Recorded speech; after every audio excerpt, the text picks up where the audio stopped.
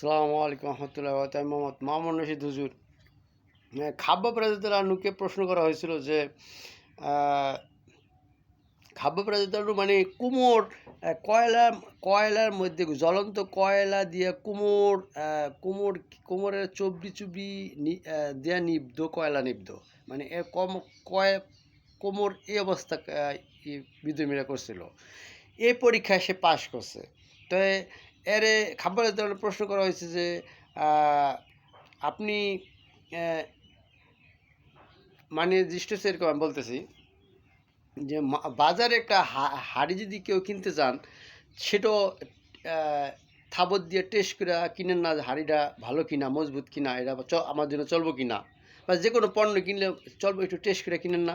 তা আল্লাহ তাআলা খাব্বাব রাদিয়াল্লাহু আনহুকে এই টেস্টেই করছে যে তোমার এই জ্বলন্ত কয়লার মধ্যে তোমার চবড়ি দিয়ে পুরা মাজা কয়লা আগুন দিয়ে শাস্তিটা দেবে। তুমি যদি এখানে ইস্তেকামাত থাকো, আমার উপর ইস্তেকামাত থাকো, তাই তুমি পাশ করে দেবা। তো এক্ষেত্রে খাবারের জন্য পাশ করছে এবং বলা যায় তার জীবনের আলোচনা এটাই বলা যায়। এই ক্ষেত্রে পাশ করছে দেখি জান্নাত পাইছে। তার আলোচনা যেটা, সব কিছু একটা আলোচনা থাকে না, তার কিন্তু জীবনে অন্য অন্য কাহিনী কুহিনী তো এত প্রাধান্য না। এই জিনিসটা যেহেতু কাহিনী কুমোর দেখেন কয়লা চবড়ি দিয়ে কয়লা, এর চেয়ে বড় তার কঠিন পরীক্ষা তার সারা জীবনে গেছে, তার সারা জীবনের চেয়ে কঠিন এই সময় গেছে দেখেন। তাহলে আলোচনা না এটা, তার জীবনে আলোচনা এটা। এখানে পাশ করে মানে তার পাশ, তার ক্ষেত্রে পাশ কিন্তু এখানে।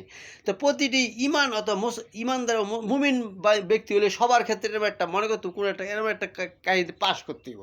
পাশ করলে তার জান্নাত। এই দুনিয়াতে পাঠাইছে আল্লাহ, এরকম ক্ষেত্রে সবার ক্ষেত্রে আইব, পাশ করতে হইব। ঠিক আছে না? আল্লাহ হাফেজ। আসসালামু আলাইকুম রহমতুল্লাহ।